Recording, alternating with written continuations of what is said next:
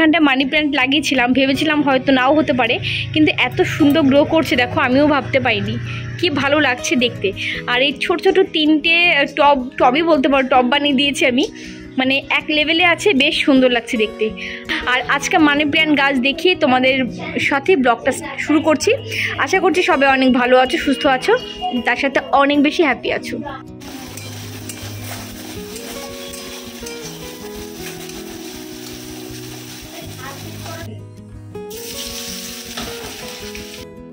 আজকে আবার অনেক দিন পর একটা ব্লগ নিয়ে এলাম। মাঝখানে প্রায় 5-6 দিন আমি ব্লগ দিতে পারিনি। তোমরা অনেকেই কমেন্টস করেছো, দিদি ব্লগ দিচ্ছ না কেন, কি হয়েছে, কি বৃত্তান্ত। তো এতটাই শরীরটা খারাপ ছিল আমার। নর্মালি ব্লগ না দেওয়ার পেছনে আমার একটাই কারণ থাকে, যে শরীরটা খারাপ হয়ে যায় মাঝে মধ্যেই আমার, দেখো তোমরা। তো সেই কারণে ব্লগ দিতে পারিনি। আর একটা কমিউনিটি পোস্ট আমি দেবো, যদিও পরে দিয়েছি। প্রথম অবস্থাতে কমিউনিটি পোস্ট আমি দেবো, সেই অবস্থাতেও আমি ছিলাম না। সার্ভাইকাল যে স্পন্ডলাইটিস, সেটা হচ্ছে মারাত্মক লেভেলে বেড়ে গেছিলো আমার, যে আমার পুরো বিছানা ধরে যাচ্ছিলাম। 2-3 দিন কোনো বিছানা থেকে উঠতে পারিনি, বিছানাতেই শুয়েছিলাম টান টান হয়ে, এরকম অবস্থা হয়েছিল। তো যাই হোক, গতকাল থেকে একটুখানি ঠিক আছে মোটামুটি। তো এখন হচ্ছে দুপুরবেলা, আর দুপুরবেলা এখন রান্না করছি। আজকে করবো কাঁঠালে এঁচোড়। এর আগে একদিন কাঁঠালে এঁচোড় করেছিলাম, যদিও তোমাদের সঙ্গে সেটা শেয়ার করা হয়নি। তো আজকে আবার করছি কাঁঠালে এঁচোড় চিংড়ি মাছ দিয়ে।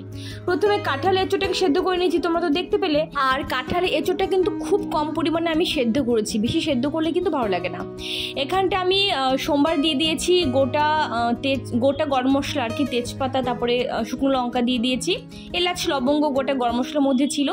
তো সেটাকে ভাজা ভাজা করে নিয়েছি। এবার ব্লেন্ডারে ব্লেন্ড করে রেখেছি। ওই যে একটুখানি আদা, একটুখানি পেঁয়াজ, একটুখানি কাঁচা লঙ্কা আর একটুখানি রসুন, ব্যাস এগুলো ব্লেন্ডারে ব্লেন্ড করে নিয়েছি। এবার ওটাকে আমি দিয়ে দিলাম।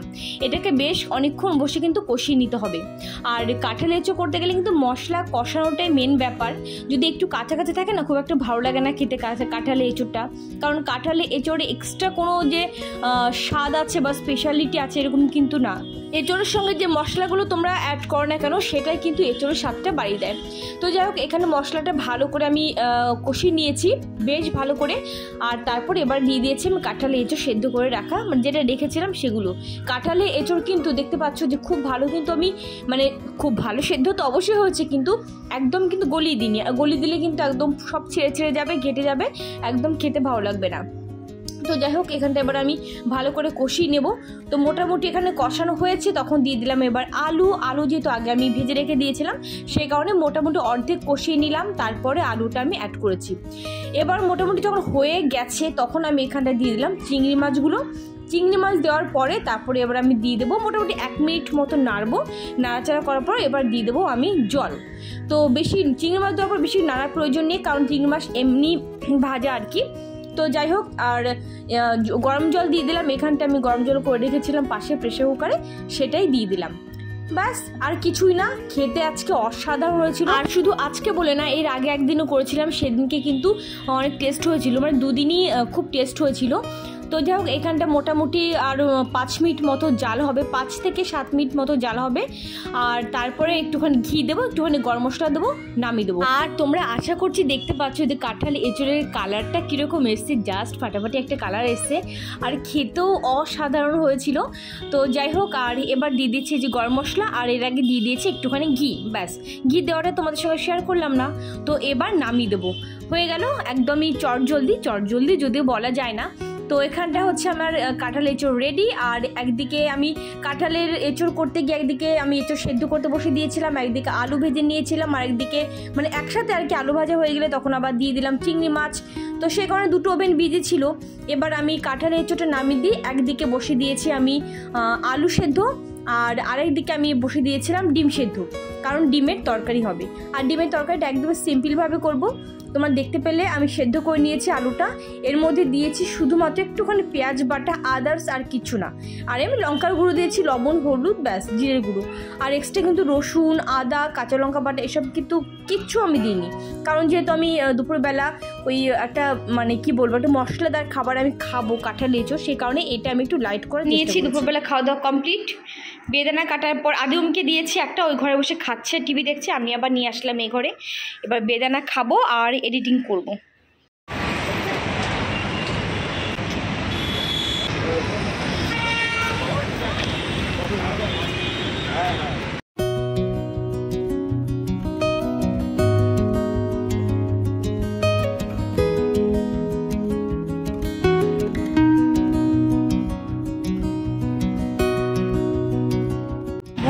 দুপুরবেলা আমরা এখন বেরোচ্ছি গড়িয়াহাট। সকাল থেকে বেরোবো করে বেরোতে পারিনি, বেশ কয়েকটা দিনের ব্লগিং করতে পারছি না, ভীষণই শরীরটা খারাপ। তোমাদেরকে তো কমিউনিটি দিয়েছি, গতকাল বা পরশু দিন হবে হয়তো, প্রচণ্ড পরিমাণে শরীর খারাপ। ইভেন এখনও যাবো না, সকালবেলা বেরোনোর কথা ছিল, যাবো না করে এত বেলাতে এখন বেরোচ্ছি। এখন 4টে মতো বাজে। তো যাই চলো গড়িয়াহাটের সামান্য কিছু বাজার করব পয়লা বৈশাখের জন্য, একদম সামান্য কিছু বাজার। তো চলো ওখানে গিয়ে কী কিনি না কিনি তোমাদের সঙ্গে শেয়ার করছি। মার্কেটিং কমপ্লিট ভাই, এখন আমি যাচ্ছি সবার লাস্টে, এটাই হয় আর কি।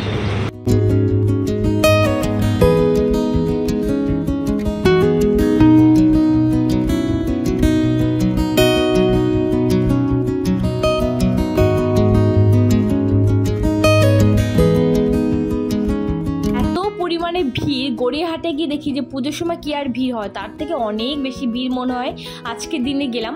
আর হবে না বা কেন, আগামীকাল হচ্ছে পয়লা বৈশাখ, আর ঠিক তার আগের দিন আমি যেহেতু গেছি, প্রচুর পরিমাণে ভিড়। আর এই কদিন যেহেতু শরীরটা খুব একটা ভালো ছিল না, ভালোই ছিল না, সেই কারণে বেরোনোর ইচ্ছে থাকলেও কোনো উপায় ছিল না। তো যাই হোক, সেই কারণে ভিড়ের কবলে পড়তে হয়েছে।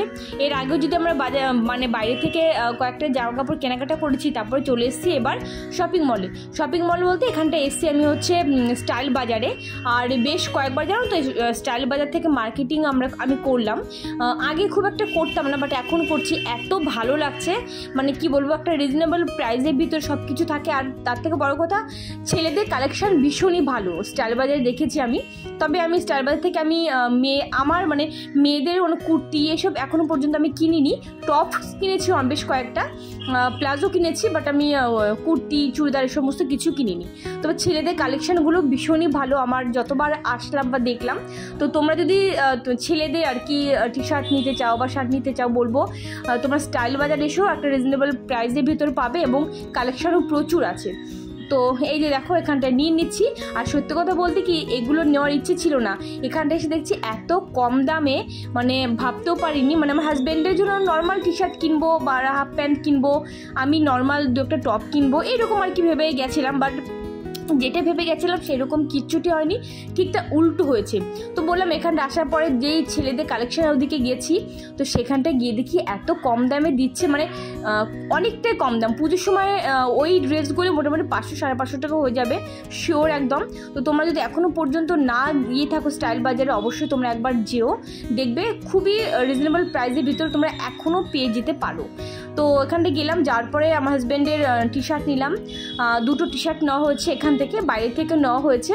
আর এখানে চলেছি বাচ্চাদের সেকশন এই দিকটায়, তো এই দিকটায় চলে এসে আদিমের জন্য নিলাম টি শার্ট। আর টি শার্টের কালেকশানগুলো খুব সুন্দর, আর হোয়াইট কালারটা দেখে জাস্ট আমি ফিদা হয়ে গেছি, এত ভালো লাগছিল। কিন্তু সবচেয়ে বড় কথা, আদিমকে হোয়াইট কালারের ড্রেস খুব একটা আমি কিন্তু কিনে দিই না, তোমরা দেখো। কারণ হচ্ছে আদিম কি বলবো, আদিম বলে না, আদিমের মতো প্রত্যেকটা বাচ্চাই আর কি, যা হয় একটু চঞ্চল ধরনের বাচ্চা হলে সেগুলো মেনটেন করাটা অনেকটা ডিফিকাল্ট ব্যাপার হয়ে পড়ে। তো যাই হোক, এখানটা অনেক কেনাকাটা করলাম, করে নিয়ে আবার এখানটা বিলিংয়ের জন্য দাঁড়িয়ে আছি। আর হ্যাঁ, টাওয়াল নিয়েছি এক সেট, 2টো টাওয়াল আর কি, একটা সেটের ভিতরে ছিল। তো যাই হোক, চলো বাড়িতে গিয়ে সমস্ত কিছু দেখাবো তোমাদের। তো এই যে অলরেডি এখন বাড়ি ফিরছি।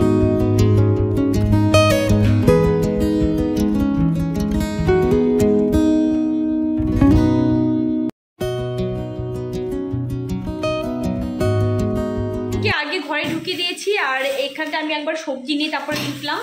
আর হচ্ছে আদিমের পাপা সোজা বেরিয়ে গেছে মধ্যমগ্রাম, মানে এক একজন এক একভাবে ঢুকলাম। আদিমকে আগে ব্যাগটা সমস্ত কিছু দিয়ে উপরে পাঠিয়ে দিয়েছি, আমি সবজি নিচে সবজিদের মধ্যে সবজি নিলাম।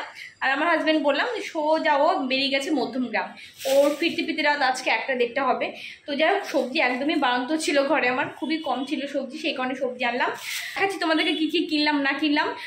তার আগে হচ্ছে, আর প্রচুর ভিড় ছিল গড়িয়াহাটে, বাপরে বাপ, মানে পুজোর সময় আর কি ভিড় হয়, মারাত্মক লেভেলে আজকে ভিড় ছিল, আর গরমও তেমন ছিল। তো যাই হোক, আমি তার আগে 1 কাপ চা খাবো, চা খেয়ে একটু ফ্রেশ হই, তারপরে তোমাদেরকে সব কিছু দেখা যায় কী কিনলাম আর কী না কিনলাম। নিয়ে নিয়েছি চা, আর এখানটা নিউট্রি চয়েস বিস্কিট, যেটা কিনা আমার খুব পছন্দের বিস্কিট। আর নিয়েছি কতগুলো, এমনিতে এই বিস্কিটগুলো খুব ভারী হয়, 2টো খেলে মোটামুটি পেট ভরে যায়, সেখানটা 4টে নিয়েছি, মানে পেট ভরে যায় মানে কি মোটামুটি পেটটা ভরে। 4 পিস বিস্কিট নিয়েছি, আর এখানে নিয়েছি চা। তো চলো এটা আগে খাওয়া যাক। ইচ্ছে হচ্ছিল মানে গড়িয়াহাটে যাওয়ার আগে যে ঝাল করে চাউমিন খাবো, রোল খাবো, ফুচকা খাবো, তো কিন্তু ওখানটা গিয়ে সমস্ত কিছু পুরো মানে উল্টে পাল্টে গেল। আদিম খেয়েছে, আদিম রোল না সরি ওরা হচ্ছে ফুচকা খেয়েছে, মোমো খেয়েছে, বাট আমি কিচ্ছু খাইনি কারণ সময় একেতে ছিল না। তারপরে আবার বললাম স্পন্ডাইটিসের প্রবলেম আছে তো মানে বেড়েছে আর কি, যে কারণে ভিড়ে এত সাংঘাতিক পরিমাণে ভিড়, ঠেলে ঠেলে সরে সরে যেতে গিয়ে না আমাকে একবার ঘাড়ে আমার লেগেছে। তো সমস্ত কিছু মিলিয়ে তারপর আবার চটদোল দিয়ে হঠাৎ করে বেরিয়ে আসার একটা কথা আর কি, যেটা কিনা আগে ছিল না কথাটা, ওখানটা গিয়ে ডিসাইড হলো যে ও বেরিয়ে যাবে। সমস্ত কিছু মিলিয়ে আর চাউমিনও খাওয়া হয়নি, রোলও খাওয়া হয়নি, সাংঘাতিক পরিমাণে খিদে পেয়েছে। তো ফুচকাটাও খাইনি, ওখানে কিচ্ছু খাইনি একদম। তো আদিম পাপা চা খেয়েছে, আমি সেটাও খাইনি। তো এখন এত খিদে পেয়েছে না বলার মতো না, তো এখন চাটা খাবো, আনন্দ করে খাবো আর কি। আদিমকে পড়তে বসে দিয়েছে, আদিম হিন্দি গান করছে, ইংলিশ গান করছে। ভাবতে পারছো বাচ্চা কাচ্চা কি?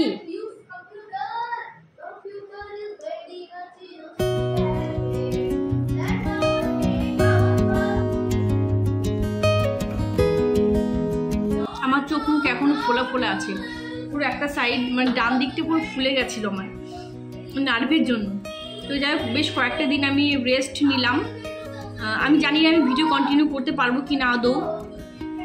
ডক্টর তো পুরোপুরি, আর সবচেয়ে বড় কথা ডক্টর বারণ করে দিয়েছে নিচু হয়ে কোনো কাজ করতে। তারপর কি সম্ভব বলো, সংসারে কাজ করতে গেলে তো নিচু হয়ে কাজ করতে হবে। আদিম প্লিজ। তারপরে নিচু হয়ে এডিটিং করা, এটা তো হয়, তো সমস্ত কিছু থেকে বিরত থাকতে বলেছে। আমার হাজব্যান্ড তো পুরোপুরি বারণ করে দিয়েছে কোনো ব্লগিং করবে না, চলবে না।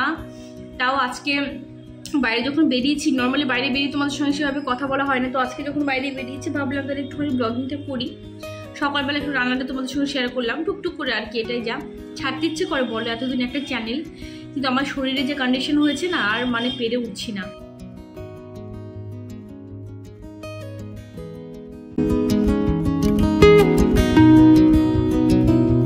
বাচ্চাদেরকে নিয়ে পারা যায় না। এই ঘরে দেখো বই পড়ার নামে নবডঙ্কা, পড়তে বসলো একটুখানি ওং নম করে একটুখানি পড়লো, পড়ে উঠে চলে গেল। বললাম লাইটটা ফ্যানটা অফ কর, সেটাও করলো না। যাকে চলো এখন একটুখানি ডাইনিং প্লেসটা একটুখানি গুছিয়ে নিই, কি বাজে অবস্থা। এখানে সবজি এনে রেখেছি, ওখানে ভাতে হাঁড়ি রয়েছে, রান্নাঘর অবস্থাও বাজে, কিছু করিনি, তাড়াতাড়ি করে চলে গেছি রান্নাঘরটা একটুখানি পরিষ্কার পরিচ্ছন্ন করবো। অনেক থালা বাসন যেগুলো কিনা সকালবেলা গুছিয়ে রাখার কথা ছিল আমার, সেগুলো এখনো পর্যন্ত গুছিয়ে রাখতে পারিনি। তার মানে বুঝতে পারছো কত থালা বাসন এখানটায় জমা হয়েছে। এগুলো আপাতত সমস্ত কিছু গুছিয়ে জায়গা রাখি। আর একটা ভাইটাল কাজ করব, সেটা হলো হচ্ছে বাঙ্কের উপরে যে জিনিসগুলো আমার আননেসেসারি রয়েছে, অর্থাৎ বড় কড়াই রয়েছে, তারপরে আরও টুকটাক অনেক কিছু, যেমন এই যে এইগুলো রয়েছে, আরও অনেক কিছু নিচে নামানো রয়েছে, সেগুলো আগে তুলবো। যত থালা বাসন দেখেছি আমি যে বাইরে থাকবে তত থালা বাসন লাগে বেশি। আমার জানো তো খুন্তি কতগুলো, তোমাকে এখানটায় কটা, এখানটা দেখাতে পারছি না, মোটামুটি খুন্তি হচ্ছে আমার 4টে খুন্তি, স্প্যাচুলার যেটা বলে, হ্যাঁ স্প্যাচুলাই তো বলো, ওটাকে না কি বলে, আমার 4টে খুন্তি বাইরে। তারপরে হচ্ছে পরোটা করার যে খুন্তিগুলো, ওটাকে কি বলে অ্যাকচুয়ালি, স্প্যাচুলার না, যাই হোক আমি নামটা ভুলে গেছি, এই মুহূর্তে মনে নেই আমার, ওটা আছে। তারপরে এই একটা পরোটা ভাজার মতো এই একটা রয়েছে। তো এরকম মোটামুটি 6খানা খুন্তি আমার, ঠিক আছে, বাইরে আপাতত রয়েছে। 6টা খুন্তিই লেগে যায়, হাতা হচ্ছে কতগুলো তার ঠিক নেই, গুনে গুনে বলতে হবে। তো ভেবেছি না এখন থেকে তুলে রাখবো, তুলে রাখলে কি বলো তো আমারও কাজ কম হবে, মাসিরও আরেকটু বাসন কম হবে। তো দেখা যাচ্ছে একটা খুন্তি, 2টো খুন্তি বাইরে থাকলে অলরেডি ধুয়ে মেজে ঘষে আবার রান্না করা যায়। আর একটা খুন্তি আছে, যদি যখনই ভাবি তখনই ও ঠিক আছে এখন আর ধোবো না, তো মাসিরও বাসন বেশি হয়ে যায়। তো সে কারণে ভেবেছি আজকে অনেক কিছু তুলে রাখবো, দেখি। তো চলো দেখি, আগে এগুলো গুছিয়ে রাখি, যেগুলো দরকার সেগুলো রাখবো নিচে, বাদ বাকি সব উপর তুলে দেবো।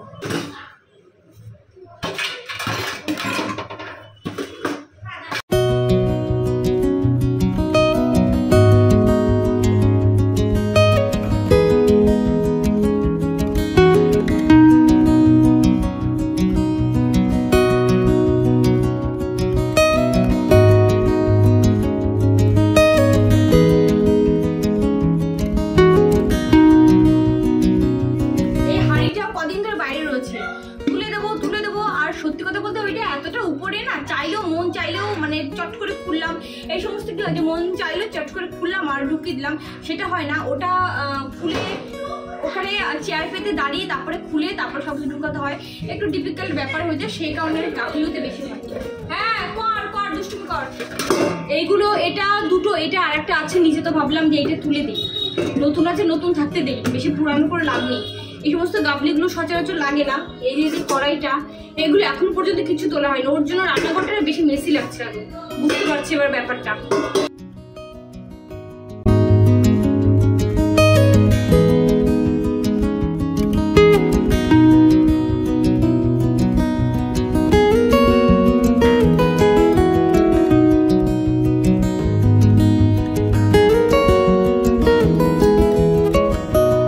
ভেতরটা দেখো পুরো প্যাকটা, থালা বাসনে পুরো একদম ভর্তি, একদম পেছন পর্যন্ত থালা বাসন আমার।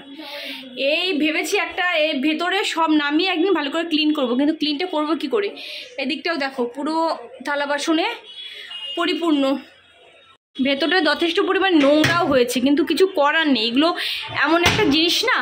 দুপুরবেলা সেভাবে কিচেনটাকে ভালো করে গুছিয়ে দিতে পারিনি, তো ভাবলাম রাত্রেবেলা রান্না করব, তার আগে ভালো করে কিচেনটাকে গুছিয়ে নিয়ে পরিপাটি করিয়ে তারপরে রান্না করতে বসবো। তো এখানটা আটা মেখে নিচ্ছি, রাত্রেবেলা হবে রুটি, আর দুপুরবেলা কাঁঠালে এঁচোড় বেশ খানিকটা পরিমাণে রয়েছে, আর ভাতও রয়েছে বেশ খানিকটা পরিমাণে, আর এখানটা শুধুমাত্র আদিওম খাবে রুটি, আর তার সঙ্গে খানিকটা ভাজি করে দেবো। কেটে নিয়েছি আলু, যদিও কাটা হয়নি, ছুলে নিয়েছি এখনো, শশা, ধুর উল্টোপাল্টা কি বলছি তোমাদেরকে, দেখো নিয়েছি পটল এখানটা, আর এখানটা দুটো পেঁয়াজ আছে, তো এগুলো কাটবো, কেটে এগুলো দিয়ে করবো একটা ভাজি, যেটা কিনা রুটির সাথে খুব ভালো লাগে খেতে। বেলা কাঁঠালের এঁচোড় রয়েছে বেশ খানিকটা পরিমাণে, অনেকটা পরিমাণে আছে, ভাতও আছে অনেকটা পরিমাণে, আর হচ্ছে ডিমের তরকারি তো খেয়ে নিয়েছি। তো এখন ভাবলাম যে ভাত যখন একটুখানি আছে, তো আদিওম বলছে আলু ভাজি রুটি খাবো, তো আমি ভাবলাম যে আলু ভাজি তো প্রায় দিনই খাস বাবা, চল আজকে একটু অন্যরকম খাবার দিই তোদেরকে। তো পেঁয়াজ পটল আর আলু ভাজি খুব ভালো লাগে, একসঙ্গে ঝিঝিরি করে কেটে ভীষণ একটা আলাদা রকমের ভাজি হয়। প্রত্যেকদিন আলু ভাজি খেতেই থাকি, বাট এইভাবে খেলে রুটি দিয়ে ভীষণ ভালো লাগে খেতে। তো এই ভাজি করবো একটুখানি, আর আমি এক পিস রুটি খাবো, আর তার আমার হাজবেন্ড এক পিস রুটি খাবে। ও ফোন করেছিলাম, ও বললো যেটা আর কি। আর হচ্ছে ভাত, ওই কাঁঠাল এঁচোড় রয়েছে, দারুণ হয়েছিল কাঁঠাল এঁচোড়টা, আগের দিন করেছিলাম সেদিনকেও খুব ভালো হয়েছিল, ইভেন আজকেও খুব ভালো হয়েছে। তো যাই হোক, কাঁঠাল এঁচোড় দিয়ে ভাত খাবো খানিকটা পরিমাণে, আর ভাজি দিয়ে এক পিস করে রুটি খাবো, আর আদিও শুধুমাত্র রুটি খাবে এই ভাজিটা দিয়ে। আমরা দেখবে অনেকে আছি যে একটা জিনিস মিলিয়ে নেবে যে একরকম গতানুগতিক খাবার খাই, কিন্তু একটুখানি ওলট পালট করে খাবার খেলে ভালো লাগে। মানে ওলট পালট মিনস আমি এটা বলতে চাইছি একটু আলাদা রকম ভেজিটেবলস কিছু অ্যাড করে, একটু আলাদা রকমভাবে রান্না করে, তাহলে দেখবে খাবার টেস্টও বেড়ে যায় এবং খেতেও ভালো লাগে, আর মুখের স্বাদটাও একটু পাল্টায়। তো এইভাবে আলু দিয়ে, পটল দিয়ে, পেঁয়াজ দিয়ে, এর মধ্যে ডিমের একটুখানি ভুজিয়া করেও দিতে পারো, খেয়ে দেখতে পারো, খুব ভালো লাগে। আর আমরা অনেকে আছি ঝিঙে খুব একটা পছন্দ করি না, আমি যেমন ঝিঙে পছন্দ করি না, তবে ঝিঙের একটা আমি রেসিপি কদিন আগে করেছিলাম। ঝিঙে ফ্রিজের ভিতর বেশ কতগুলো দেখি পচে যাবে এরকম অবস্থা, মানে অনেকগুলো ঝিঙে ছিল, সেটা দিয়ে একটা রেসিপি করেছিলাম, যেটা কিনা তোমাদের সঙ্গে শেয়ার করিনি, বলতে পারো এক্সপেরিমেন্ট করেছিলাম। তো সেই রেসিপিটা তোমাদের সঙ্গে শেয়ার করব, ওটাও রুটি দিয়ে আমি খেয়েছিলাম, দুর্দান্ত লেগেছিল। এর পরের দিন আমি ঝিঙে আনলে অবশ্যই তোমাদের সঙ্গে আগে আমি সেই রেসিপিটা শেয়ার করব। তো যাই হোক, এখানটা আমি কেটে নিলাম, দেখলে তোমরা পেঁয়াজ একটুখানি গাজর বলতে গেছিলাম, না গাজর না, একটুখানি পেঁয়াজ, পটল আর আলু, তারপরে কাঁচা লঙ্কা, ব্যাস এটা একটুখানি তেলের মধ্যে ভাজা ভাজা করে দেবো। আর আমি ডিম অ্যাড করলাম না, কারণ যেহেতু দুপুরবেলাতে কাঁঠাল এঁচোড় খাওয়া হয়েছে, মানে পেঁয়াজ রসুনের একটা রেসিপি, তারপর ডিমের তরকারি খাওয়া হয়েছে, বাইরে গিয়ে আদিম খেয়েছে মোমো ফুচকা, সেই কারণে নর্মালি একটুখানি ভাজি করে দিচ্ছি। আর আমরাও যেহেতু রাত্রেবেলা একটু ভাতও খাবো আর একটু রুটিও খাবো, তো সে কারণে সিম্পলভাবে আমি করলাম। তো রান্নাবান্না সমস্ত কিছু তো কমপ্লিট হয়ে গেল, এবার হচ্ছে গ্যাস ওভেনটা ভালো করে একটুখানি ক্লিন করে নেব, আর ক্লিন করে নেওয়ার পরে তারপরে আমি খাওয়া দাওয়া করবো। আগে ভালো করে ভাবলাম ক্লিন করে নিই, তারপরে খাওয়া দাওয়া করা যাবে। আর যেহেতু বললাম যে গ্যাস ওভেন খুব ভালো করে এগুলো আমি ক্লিন করিনি দুপুরবেলা, সেক্ষেত্রে কিন্তু একটুখানি মেসি অবস্থাতেও ছিল, খুব একটা নয় তবে ছিল। যাই হোক, আর আমি দেখেছো টি শার্টটায় কী পরিমাণে ধুলো বলতে গেছে, ধুলো না, দাগ লেগে গেছে, কিসের দাগ লেগে গেছে আমি জানি না, এখন আমি দেখছি। তো যাই হোক, আর এখানটা কিচেন পুরো ক্লিন কমপ্লিট, ফ্লোরও কিন্তু ভালো করে ক্লিন করে নিয়েছি। কিন্তু আজকে এই যে ড্রয়ারগুলো আছে আর কি আমার, এগুলো কোনো জায়গায় আমি ক্লিন করতে পারলাম না, অলরেডি অনেকটা লেট হয়ে গেছে। তো সমস্ত কিছু কমপ্লিট, পুরো একদম মনের মতো লাগছে। রান্নাঘরটা ক্লিন হয়ে যাওয়ার পর না বারবার করে দেখতে ইচ্ছে করে, আর তার সাথে তোমাদেরকেও দেখাতে ইচ্ছে করে। দেখো কত ভালো লাগে না বলো, এরকম সবসময় পরিষ্কার থাকতো কি ভালো লাগতো।